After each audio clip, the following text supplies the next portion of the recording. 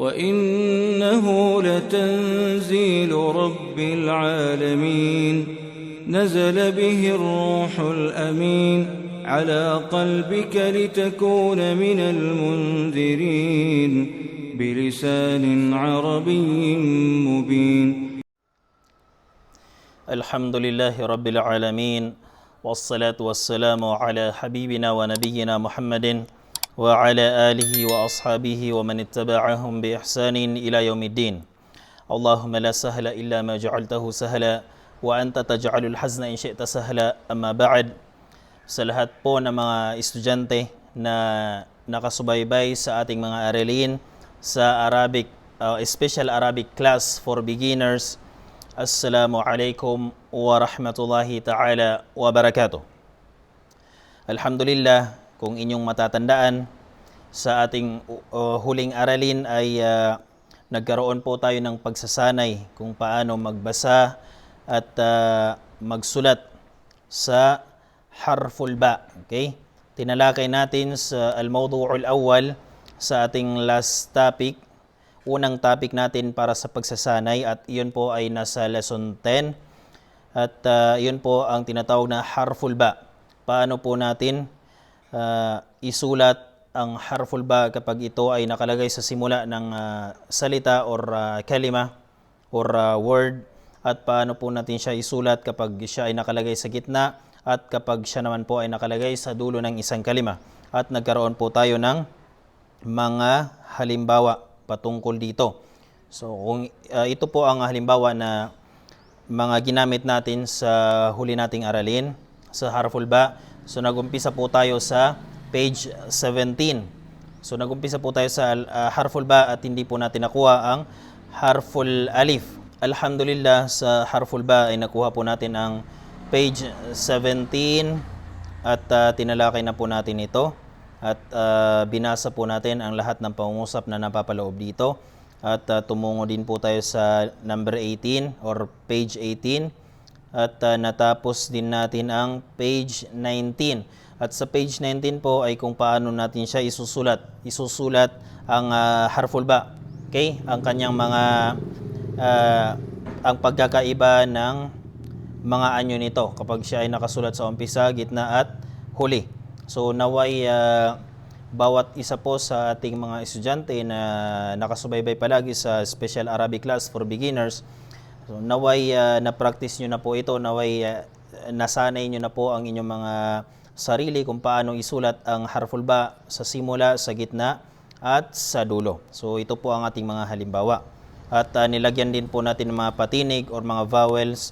At nagbigay po tayo ng halimbawa sa short vowels at ng long vowels. At lahat po nito ay tinalakay na natin sa ating huling aralin. Sa araw na ito ay tutungo po tayo sa page 20. At ito po ang ating lesson 11. So pangalawang pagsasanay po. At ang tatalakayin po natin na topiko sa araw na ito ay ang tinatawag na harfut ta. Okay? Harfut ta. Ito po ang pangatlong letra na napapaloob, napapabilang sa huruful hijaiyah, sa tinatawag po na Arabic alphabet. Okay? So magsisimula po tayo sa harfut ta insyaallah subhanahu wa ta'ala. Al-wahdatul ula, al-mawdu'u thani. Okay?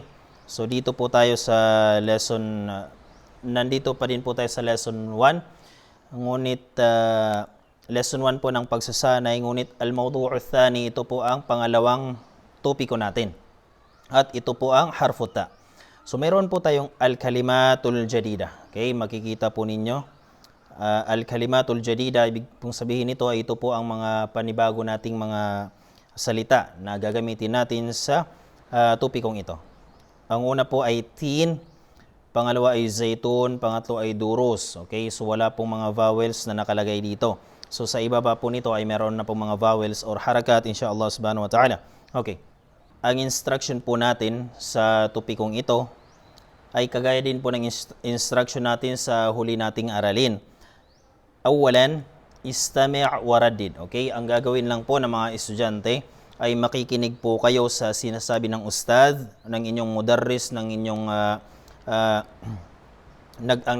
nagtuturo po sa inyo, at uulitin nyo lang po uulitin nyo lang ang kanyang sinabi. Uulitin nyo lang po ang aking sinabi after kong basahin ang mga pangungusap na nakalagay bilang halimbawa sa topikong ito. Okay. So ang una po sa number 1, ito po ang ating pangungusap na binigay ng author or al-muallif. Halimbawa, na makikita po natin ang harfuta. Okay. Number 1, ar-rakmul awwal. Taktubu Zainabud darsa. Okay? Sasabayan niyo po ang titingnan niyo po gamit babasahin niyo po muna ang mga pangungusap gamit ang inyong mga mata at kapag natapos na po akong magbasa ay kayo na naman po ang magbasa insyaallah subhanahu wa ta'ala. Ar-rakmul awwal, makikita niyo po sa number 1, taktubu Zainabud darsa. Okay? Taktubu Zainabud darsa. Okay. Mapapansin niyo po, ang ginamit po dito na word sa pangungusap na ito, ang kinuha lang po ng author ay taktubo. Okay? Ang word na taktubo sapagkat makikita po natin sa word na ito na nakalagay po sa kanyang umpisa, sa kanyang simula ang harfuta. Ibig sabihin ay itinuturo po sa atin kung paano isulat ang harfuta kapag siya ay nakalagay sa umpisa ng isang kalima. At ganito po ang pagsulat ng harfuta kapag siya po ay nakalagay sa umpisa ng isang kalima. At kung inyo pong mapapansin, sa pangungusap po na ito, taktubu Zainabud darsa. Mapapansin nyo po sa pangatlong kalima, Zainabu ad-darsa. Zainabud darsa. Meron po tayong alif walam. Okay? Mapapansin po natin sa pangungusap na ito, sa pangatlong salita, taktubu Zainabud darsa. Hindi po natin sinabing taktubu Zainabul darsa. So hindi po nabigkas ang lam dito sapagkat ang sumunod po sa alif walam, ang sumunod po sa kanyang letra ay dal. At ang dal po ay napapaloob po sa huruf ash-shamsiyah, al-hurufu syamsiyah. So sinabi po natin na ang al-hurufu syamsiyah kapag siya po ay sumunod sa alif walam or sa lamu syamsiyah, hindi po natin bibigkasin ang lam. Okay? Didirekta po tayo sa harf na sumunod po sa lam at lalagyan po natin ng tashdid or shaddah. Magiging doble po or double ang harf na susunod sa lamu syamsiyah. Kaya naman po ang tamang pagbigkas sa kanya ay taktubu Zainabud darsa. Okay? So dito po tayo sa pangalawa, ar-rakmu thani. Ar-rakmu thani number 2, hadhihi maktabatul ma'ahadi. Hadhihi maktabatul ma'ahadi. Hadhihi maktabatul ma'ahadi. So ang pinili po ng author sa pangungusap na ito ay maktabatu. Okay? Maktabatu. Ano po ang mapapansin natin sa maktabatu? Mapapansin po natin na nakalagay po or nakasulat sa gitna ng salitang ito ang harfuta, ang letrang ta. Okay? So itinuturo po sa atin kung paano po isulat o ano po ang anyo ng harfuta or letrang ta kapag siya po ay nakalagay sa gitna ng isang salita. So ganito po isulat ang harfuta kapag siya po ay nakalagay sa gitna ng salita. Tutungo po tayo sa harfu thalith. Naam. Tutungo po tayo sa ar-rakmu thalith, pangatlong numero or pangatlong pangungusap, al-jumlatu thalitha. Ang halimbawa po na binigay dito ay hana waqtul ghada'i. Hana waqtul ghada'i. Ang pinili po ng author ay waqtu. Bakit ito po ang pinili? Sapagkat makikita po natin ang letrang ta, harfu ta, na nakalagay sa dulo ng isang kalima, isang salita or isang word. Okay? Nakalagay po sa kanya sa kanyang dulo ang harfu ta. Okay? So ganito po isulat or ganito po ang anyo ng harfu ta kapag siya po ay nakalagay sa dulo ng isang kalima, isang salita na ang second, okay? Ganito po ang anyo ng harfu ta kapag siya ay nakalagay sa dulo sa kondisyon na ang second to the last niya po ay pwede pong dugtungan. Okay? Kapag pwede pong dugtungan, ay ganito po ang magiging anyo ng harfu ta kapag siya ay makakalagay sa dulo ng isang kalima. Okay? Ganito po ang kanyang anyo. Sapagkat ang sinundan niya po ay harful qaf. Okay? Letrang qaf. At ang qaf po ay pwede pong dumugtong at pwede rin po siyang dugtungan. Alhamdulillah.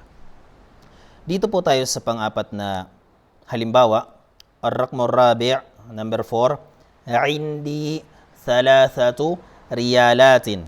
Indi thalathatu riyalatin. Okay?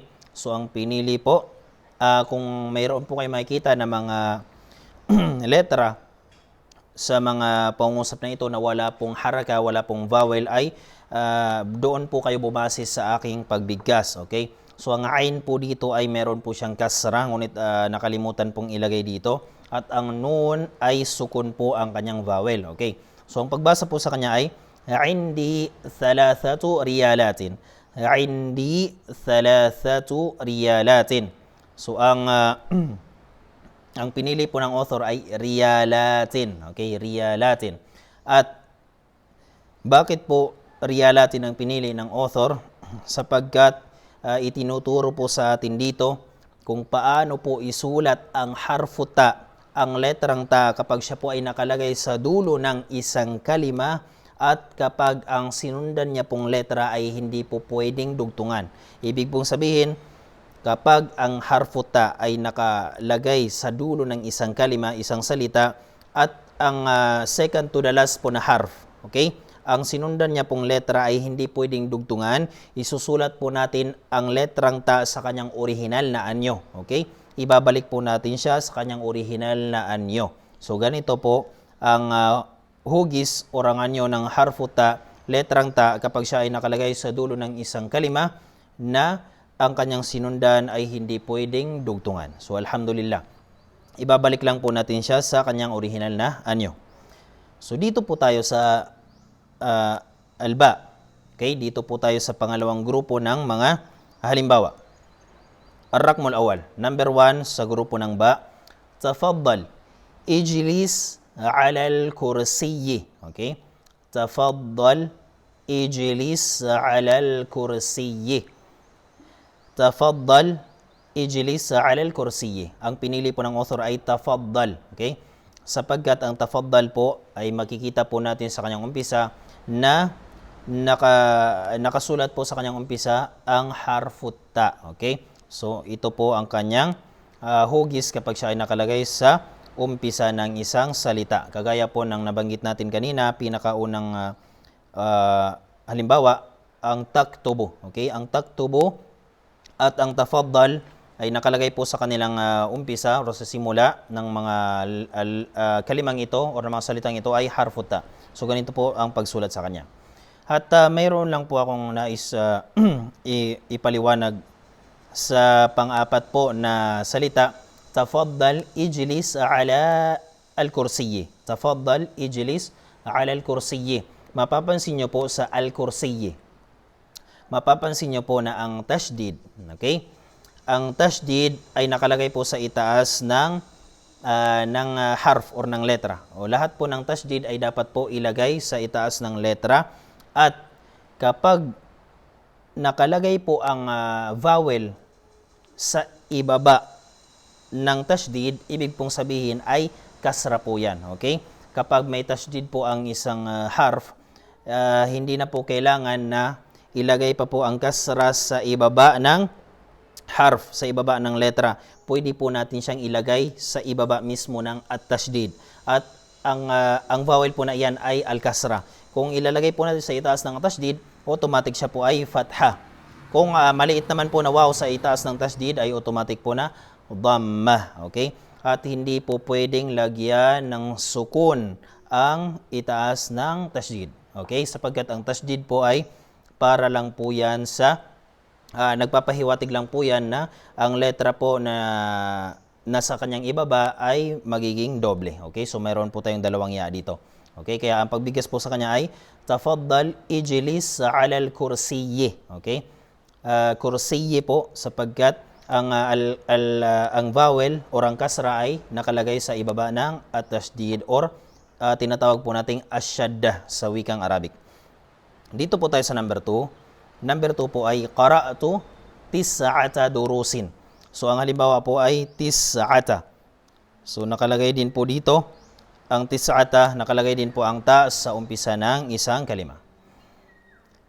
Pangatlo, okay? So, ang naiiba lang po sa kanila sa tafaddal, ang tafaddal po ay ginamitan po natin ng fatha. Ang tis'ata, ang ta po dito ay kasra po ang kanyang vowel. At number 3, hal anta Turkiyun. Okay? Nagtatanong po ito, hal anta Turkiyun. So, ang pinili po ay Turkiyun. So, ganito po ang kanyang hugis ng ta kapag siya ay nakalagay sa umpisa. At tinuturo po sa atin dito paano bigkasin ang ta kapag mayroon pong dhamma sa kanyang itaas. Okay?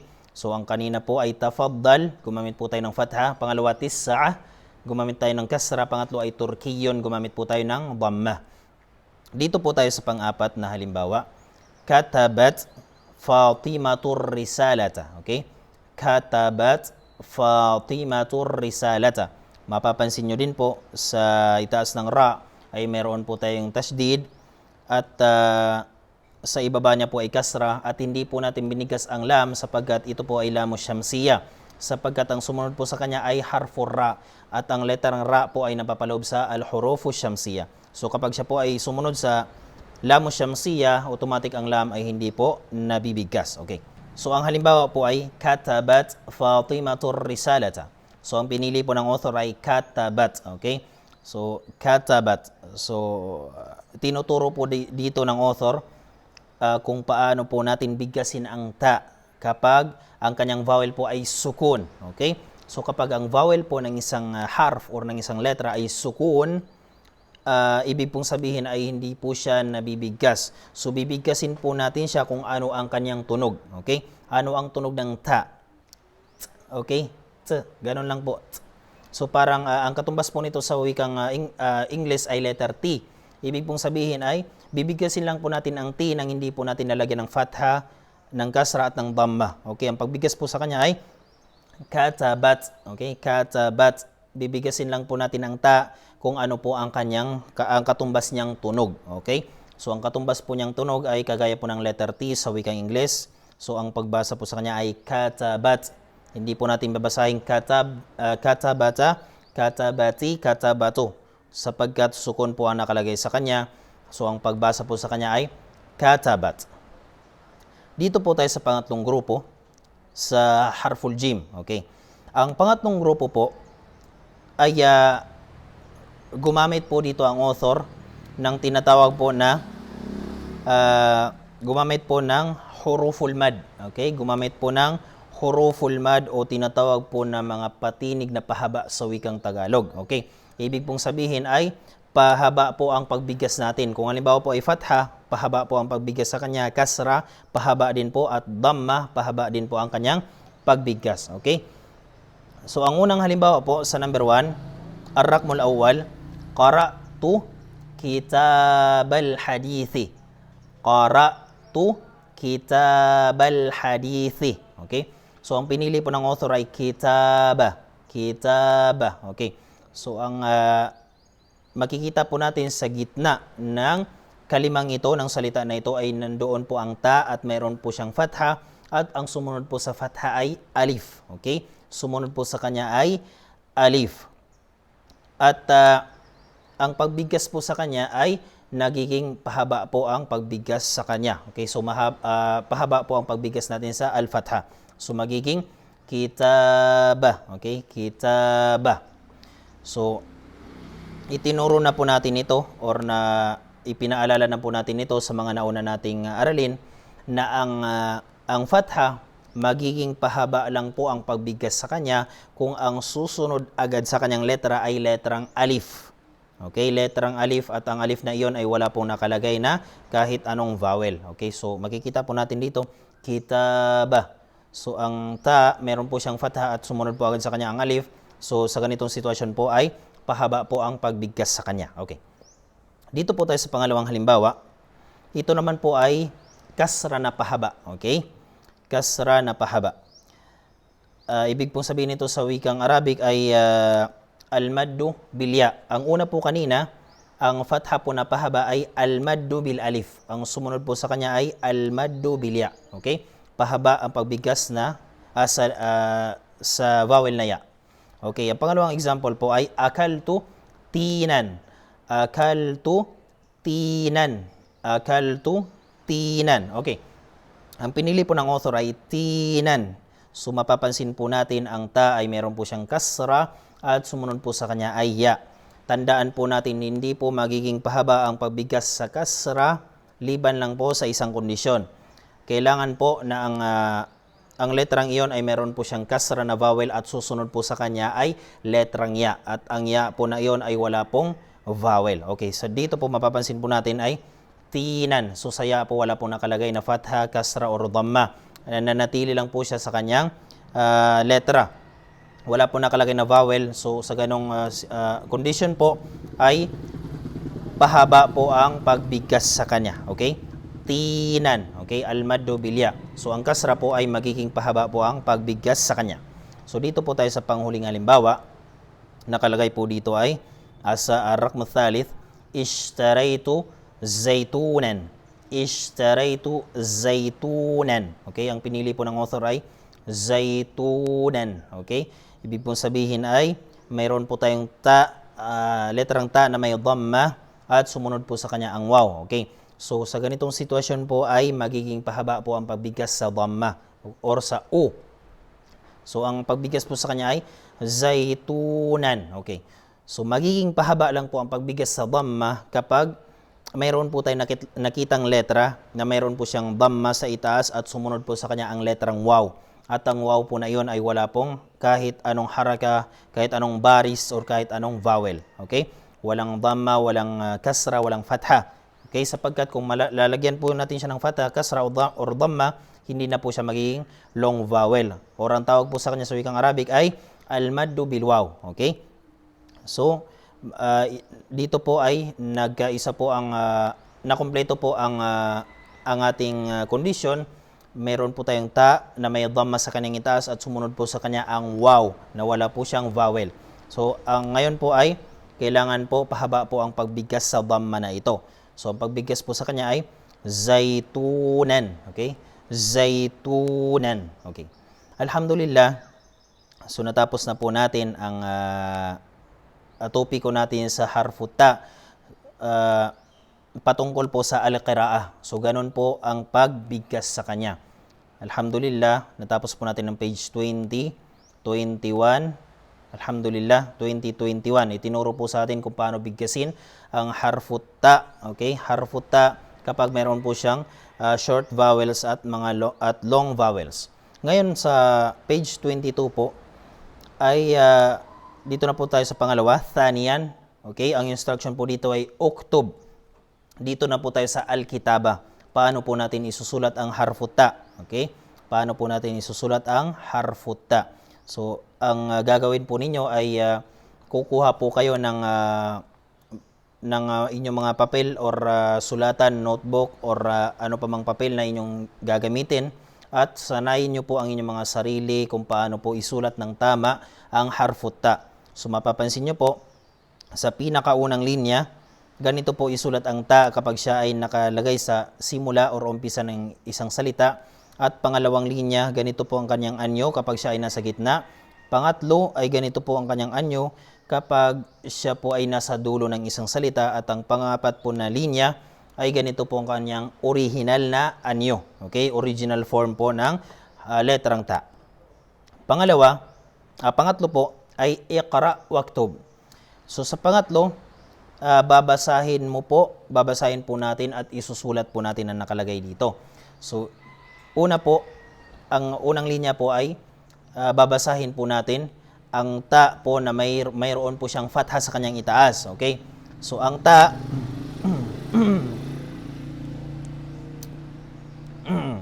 okay. So dito po tayo sa pangatlo, ang gagawin po natin ay babasahin po natin at isusulat po natin ang nakalagay dito. Okay. So babasahin po natin. Sa first line po ay meron po tayong ta na mayroon po siyang fatha sa kanyang itaas. So ang pagbigkas po sa kanya ay ta. Dito po tayo sa pangatlo. Ang gagawin po natin dito ay bibigkasin po natin. Okay, bibigkasin po natin na mayroon po siyang kasamang mga patinig. So nagbigay lang po dito ng 6 na halimbawa, okay, nagbigay po ng 6 na halimbawa dito or pitong halimbawa po. Okay? At lahat po nito ay ang una po ay gumagamit po ng short vowels at ang kasunod po nito ay long vowels. Okay. So ang unang linya po ay ganito po natin siya bigkasin. Ang letrang ta o ang tinatawag na harfu ta na mayroong fatha sa kanyang itaas. Ang pagbigas po sa kanya ay ta. Okay? Ang pagbigas po sa kanya ay ta. Sapagkat ang fatha, ang katumbas po niya ay a. Kasunod po sa pangalawang linya, ang ta po na may kasra sa kanyang ibaba, ang pagbigas po sa kanya ay ti. Okay? Ti. At sapagkat ang kasra po ay ang kanyang katumbas sa wikang Ingles o wikang Tagalog ay i. Dito po tayo sa pangatlong linya, mayroon po tayong ta dito na may dhamma sa kanyang itaas or mayroon pong u na katumbas po sa wikang Tagalog. So ang pagbigas po ng ta na mayroong dhamma sa itaas ay tu. Okay? Tu. At sa pang-apat na linya po, makikita po natin ang harfu ta. Mayroon po siyang sukun. Okay? Mayroon po siyang sukun. Paano natin bigkasin ito? Bibigkasin lang po natin siya kung ano po ang kanyang tunog. So ano po ang tunog ng ta? Ano po ang tunog ng ta? Ang tunog po ng ta ay katumbas niya po ay letrang T sa wikang Ingles. So ang paano po natin bibigkasin ang tunog ng isang letra? Pwede po tayong maglagay ng alif na may kasra sa kanyang simula. Okay? So kung ta na may sukun, maglalagay po tayo ng alif sa kanyang simula na may kasra. So ganito po ang pagbigkas sa kanya. Nakalagay po sa inyong mga screen ang ta. Okay? Ta na mayroon pong sukun. So ang pagbigkas po sa kanya, maglalagay po tayo ng alif at lalagyan po natin ng kasra. So ang pagbigkas po sa harf na sukun ang kanyang harf na sukun po ang kanyang vowel ay sasanayin po natin ang ating mga sarili sa pagbigkas sa kanya sa pamamagitan po ng paglagay ng alif at kasra sa kanyang simula. So ang pagbigkas po sa kanya ay it. Okay? Yun po ang pamamaraan para natin malaman kung ano ang kanyang tunog. Okay?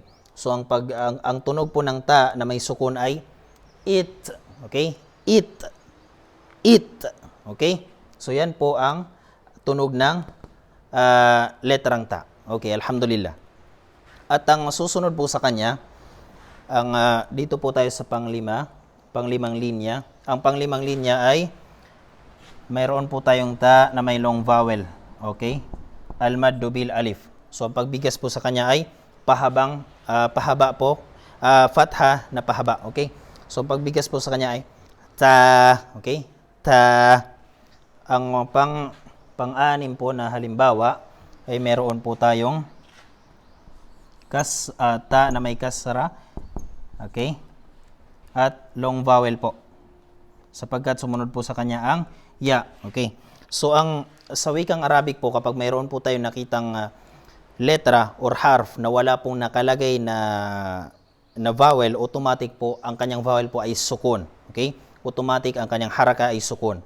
So kagaya po nito, kung aalisin po natin ang sukun, automatic meron po siyang imaginary na sukun. So wala pong pinagkaiba kung lalagyan natin ng sukun o aalisin natin ng sukun, pareho lang po ang pagbigkas sa kanya. Okay? So ito po ay al-maddu bil kasra. So ang pagbasa po sa kanya ay ti. Okay? Ti. At ang panghuli, ang pangpitong halimbawa ay meron po tayong ta na mayroong long vowel na dhamma. Okay? Ang pagbigas po sa kanya ay tu. Okay? Tu. At ang pinakahuling grupo, nandito po tayo sa harful jim. Okay? Dito po tayo sa harful jim. So makikita nyo po sa inyong mga screen. Ang unang halimbawa po ay bata. Okay? Bata. Pangalawa ay bit. Bit. Pangatlo ay taba. Okay? Taba. Pang-apat ay tub. Okay? Tub. At ang pinakahuli ay bab. Okay? Bab.